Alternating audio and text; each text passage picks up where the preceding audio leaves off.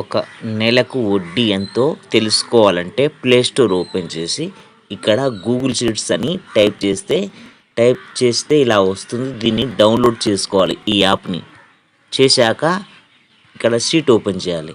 ఇది వడ్డీ లెక్కలకు సంబంధించిన షీటు. నేను డిస్క్రిప్షన్లో ఇస్తాను, అక్కడి నుంచి ఈ షీట్ డౌన్లోడ్ చేసుకోవాలి.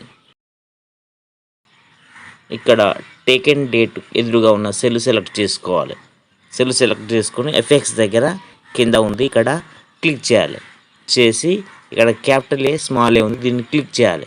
చేస్తే కీబోర్డ్ ఇలా వస్తుంది. ఈక్వల్ టు ఇలా టైప్ చేసి ASC అని టైప్ చేస్తే ఇక్కడ ఇది వచ్చింది. దీన్ని సెలెక్ట్ చేసుకోవాలి.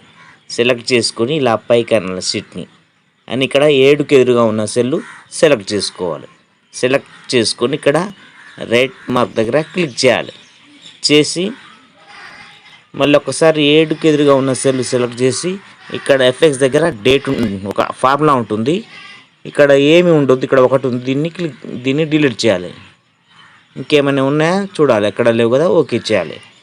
చేసి తీసుకున్న డబ్బు 1000 అనుకుంటే, వడ్డీ ₹2 అనుకుంటే ఎఫెక్ట్స్ దగ్గర క్లిక్ చేసి ₹2 ఓకే చేసి 7కి ఎదురుగా ఉన్న సెల్ సెలెక్ట్ చేసి ఒక్క మంత్కి కావాలి కాబట్టి మంత్కి ఎదురుగా ఇక్కడికి వచ్చి ఇక్కడ -1 అని టైప్ చేసి ఓకే చేయాలి.